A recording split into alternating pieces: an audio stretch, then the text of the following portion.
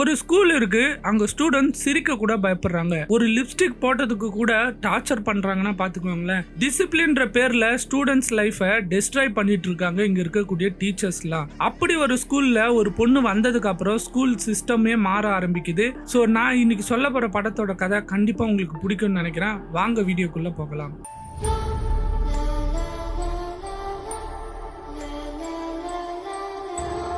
பேங்காக்ல பெனட்வேட் high ஸ்கூல்னு ஒரு school இருக்கு. தாய்லாந்துல இது ரொம்ப ஸ்ட்ரிக்டான ஸ்கூல் அப்படின்னு சொல்லக்கூடிய ஒரு ஸ்கூல். இந்த ஸ்கூல்ல டோட்டலா 427 ரூல்ஸ் இருக்கு. அதை ஃபாலோ பண்ண ஒரு பெரிய புக்காவே இருக்கு. சின்ன மிஸ்டேக் பண்ணா கூட பனிஷ்மெண்ட் வந்து ரொம்ப ப்ரூட்டலா இருக்கும். அவங்கள தனிமையில அடைச்சு டார்ச்சர் பண்ணி சில நேரங்கள்ல மரணம் கூட அவங்களோட பனிஷ்மெண்டா இருக்கும். அதனால அந்த ஸ்கூல்ல இருக்கிற ஸ்டூடெண்ட்ஸ்லாம் ரொம்ப உயிருக்கு பயந்து ரோபோட் மாதிரி இருக்காங்க. யாருக்குமே ஒப்பீனியன் கிடையாது. யாரும் அவ்வளவு சிரிக்க மாட்டாங்க. யாரும் டீச்சர்ஸை எதிர்த்து கூட பேச மாட்டாங்க. டீச்சர்ஸ் எல்லாம் பாத்தீங்கன்னா மனுஷங்களே கிடையாது. ரொம்ப சாடிஸ்ட் மாதிரி பிஹேவ் பண்ணுவாங்க. ஸ்டூடெண்ட்ஸ் சஃபர் ஆகிறத பார்த்து அவங்கள என்ஜாய் பண்றாங்க. அதனால ஸ்கூல் முழுக்க பாத்தீங்கன்னா பிளாக் அண்ட் ஒயிட் டோன்ல தான் இருக்கும். கலர்ஃபுல்லா ஏதாவது உள்ள கொண்டு வந்தா கூட அது ஒரு கிரைமா தான் இங்க வந்து பாக்குறாங்க. ஆனா ஸ்ட்ரேஞ்ச்லி பாத்தீங்கன்னா பிரின்சிபல் மட்டும் பிரைட் பிங்க் சூட் போட்டு தான் அங்க சுத்திட்டு இருப்பாரு. அந்த டைம்ல தான் ஸ்கூலுக்கு புதுசா ஒரு ஸ்டூடெண்ட் வர. அவ பேர் வந்து நானோ. சோ இவளை பொறுத்தவரை பாத்தீங்கன்னா நானோ எப்பவுமே ரொம்ப சேர்ஃபுல்லா இருப்பா. எப்பவும் ஸ்மைல் பண்ணிக்கிட்டே இருப்பா. ஆனா அவ ஸ்கூல் கேட்டுக்குள்ள என்ட்ரு ஆன உடனே பாத்தீங்கன்னா அவளை சுத்தி இருந்த கலர்ஃபுல்லான உலகம் வந்து பிளாக் அண்ட் ஒயிட்டா மாறிடுது. கிளாஸ்க்குள்ள போனதும் டீச்சர் வந்து அவளை இன்ட்ரோடியூஸ் பண்ண சொல்லிக்கிறாங்க. சோ நானோ வந்து ஹாப்பியா கிரீட் பண்றா. ஆனா கிளாஸ்மேட்ஸ் எல்லாம் பாத்தீங்கன்னா பெருசா எக்ஸ்பிரஷனே கொடுக்கல. அமைதியா பாத்துக்கிட்டு தான் இருக்காங்க ஒரு ஃபேக் ஸ்மைலோட. அது அவளுக்கு நல்லாவே தெரியுது. அதுக்கப்புறம் நானோ வந்து பக்கத்துல இருக்கக்கூடிய ஒரு ஷை கேர்ள் பக்கத்துல போய் உட்கார்றா. கான்வர்சேஷன் ஸ்டார்ட் பண்ண ட்ரை பண்றா. ஆனா அந்த பொண்ணு வந்து பேசவே மாட்டேன்றா. பயத்திலே இருக்கா. கொஞ்ச நேரத்துக்கு பிறகு நானோ பேக்ல இருந்து ஒரு லிப்ஸ்டிக் கீழே விழுது. அது பாத்தீங்கன்னா டார்க் ரெட் லிப்ஸ்டிக். அந்த பிளாக் அண்ட் ஒயிட் வேர்ல்டுக்குள்ள அது மட்டும் பாத்தீங்கன்னா பிரைட் கலர்ல அப்படியே ஷைன் ஆகுது. கிளாஸ் ஃபுல்லா ஷாக் ஆயிடுறாங்க. லக்கிலி வந்து டீச்சர் இதை நோட்டீஸ் பண்ணவே இல்லை. அதுக்குள்ள அந்த ஷை கேர்ள் வந்து குயிக்கா அந்த லிப்ஸ்டிக் எடுத்து நானோ கிட்ட கொடுத்துடுறா. நானோ வந்து தேங்க்ஸ் அப்படின்னு சொல்லிட்டு அதை எடுத்து மறைச்சு வச்சுக்கிறா. ஆனா கொஞ்ச செகண்ட்லயே பாத்தீங்கன்னா கிளாஸுக்கு குரூவலான டீச்சர் வராங்க. சோ இங்க இருக்கக்கூடிய டீச்சர்ஸ்லயே ரொம்ப மோசமான டீச்சர்ன்றது லிசா அப்படின்ற டீச்சர் தான். அந்த டீச்சரை பார்த்தாலே சில ஸ்டூடெண்ட்ஸ்லாம் பேண்ட்லயே ஒண்ணுக்கு போயிடுவாங்க. அந்த அளவுக்கு ரொம்ப டெரரான டீச்சர் அவங்க. இன்னைக்கு வந்து என்ன பண்றாங்கன்னா ரேண்டமா பேக் செக் பண்ணலாம் அப்படின்னு சொல்லிட்டு ஒவ்வொரு பேக்கா செக் பண்ண ஆரம்பிக்கிறாங்க. நானோ டர்ன் வந்ததுமே அவ வந்து இது பிரைவசியை பத்தி எல்லாம் டீச்சரை எதிர்த்து பேசுறா.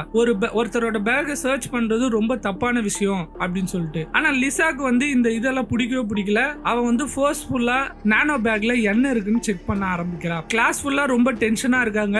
நானோ மறைச்சு வச்சிருக்க லிப்ஸ்டிக்கை லிசா டீச்சர் கண்டுபிடிச்சிருவாங்களோ அப்படின்னு சொல்லிட்டு. ஆனா சர்ப்ரைஸா பாத்தீங்கன்னா பேக்குள்ள லிப்ஸ்டிக் இல்லவே இல்ல. நானோ வந்து அதை வேற எங்கேயோ ஒளிச்சு வச்சிருக்கா. லிசா வந்து கன்ஃபியூஸ் ஆயிட்டு போயிடுறா. உங்ககிட்ட தான் எதுவுமே இல்லையா, அப்புறம் எதுக்கு வந்து நீ பேக்கை காட்ட மாட்ட அப்படின்ற மாதிரி நினைச்சுக்கிட்டு அங்க வந்து போயிடுறாங்க. அப்பதான் நானோ பாத்தீங்கன்னா டேஞ்சரஸ் ஸ்மைல் பண்ணிக்கிட்டு இருக்கா.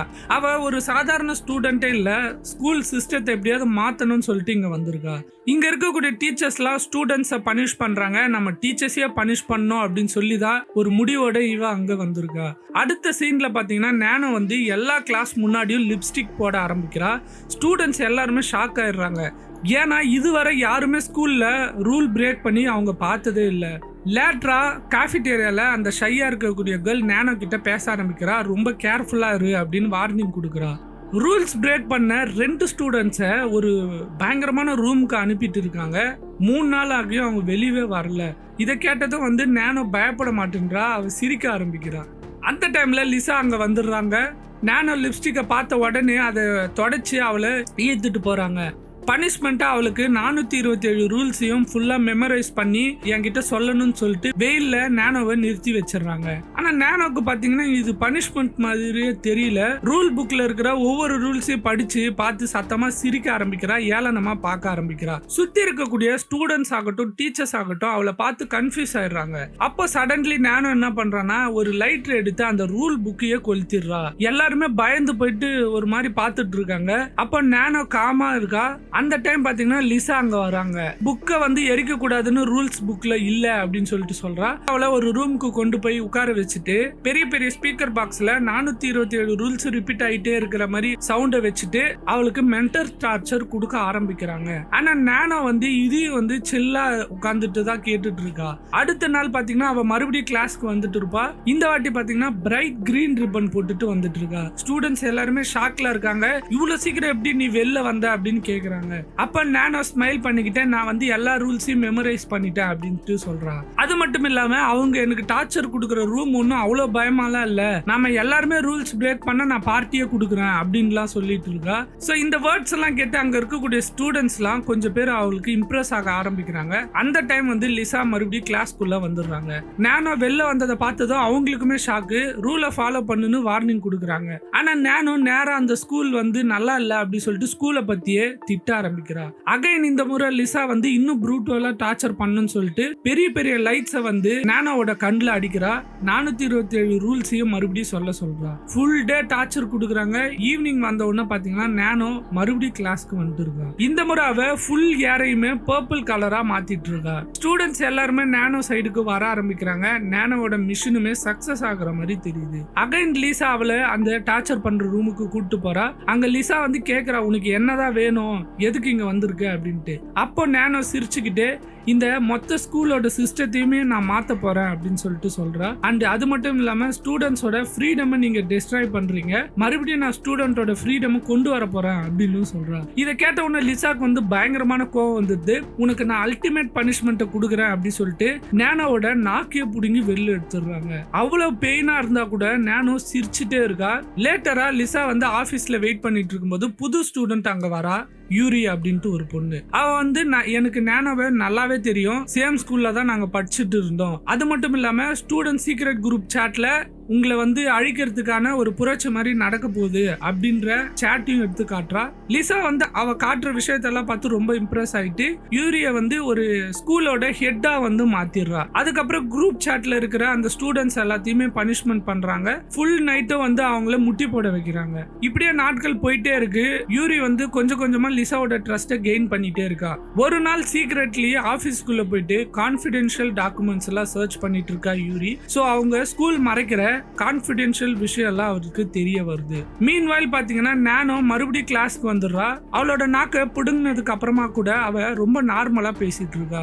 நானோ ஒரு ரூம்ல பாக்கும்போது டெஸ்க்ல ஒரு என்வலப் இருக்கு. ரெட் ரிப்பன் கட்டி அதுல டாப் சீக்ரெட்னு எழுதி இருக்கும். நானோ ஸ்மைல் பண்ணிட்டு அதை ஓபன் பண்ணி பாக்குறா. கொஞ்ச நேரம் கழிச்சு அந்த டாப் சீக்ரெட் டாக்குமெண்ட்ஸை நிறைய காப்பி எடுத்து வச்சிருக்கா. அப்பதான் நானோ வந்து யூரிய மீட் பண்றா. அந்த டாப் சீக்ரெட் புக்குக்கு மேல இருந்த ரிப்பனும் யூரியோட ரிப்பனும் ஒரே மாதிரியே இருக்கும். சோ அந்த என்வலப்பை அனுப்பிச்சதே யூரி தான் அப்படின்ட்டு நானோ தெரிஞ்சுக்கிறா. அதுக்கப்புறம் நானோ டாப் ஃப்ளோருக்கு போயிட்டு போஸ்டர்ஸ் எல்லாத்தையுமே கொடுக்க ட்ரை பண்றா. அந்த நேரத்துல தான் லிசா வந்து நிறுத்திடுறாங்க. போஸ்டர்ல என்ன இருக்கு அப்படின்னு கேக்குறாங்க. உடனே நானோ வந்து ஸ்மைல் பண்ணிக்கிட்டு ஸ்கூலோட எல்லா டாப் சீக்ரெட்டுமே இதுல இருக்கு அப்படின்ட்டு எக்ஸ்பிளைன் பண்றா. சோ ஒவ்வொரு வருஷமும் $1 million டொனேஷன் வந்து அந்த ஸ்கூலுக்கு வருது. ஆனா அந்த ஸ்கூல் கண்டிஷன் வந்து எதுவுமே மாறவே இல்லை. ரூம்ஸ் ஆகட்டும், ஃபுட் ஆகட்டும், எல்லாமே வந்து ரொம்ப மட்டமா இருக்கு. டீச்சர்ஸே வந்து எல்லா மணியும் எடுத்துக்கிறாங்க. எல்லா டீச்சர்ஸுமே வந்து இதுல இன்வால்வ்மெண்ட் இருக்கு அப்படின்ற எல்லா விஷயங்களும் வந்து பாத்தீங்கன்னா அந்த டாக்குமெண்ட்ஸ்ல இருக்கு. இதை கேட்ட உடனே லிசா பயங்கர கோவம் வந்தது. அந்த போஸ்டர்ஸ் எல்லாம் புடுங்க ட்ரை பண்றாங்க.